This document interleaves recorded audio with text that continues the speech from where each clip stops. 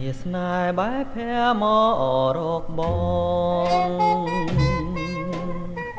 ស្ដាំសោបក៏ឆ្លងឆ្លើយនឹងទឹកភ្លៀង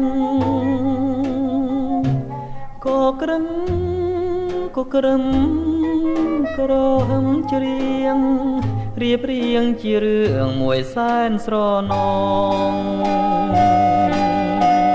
តតងបន្តក៏ជាសូ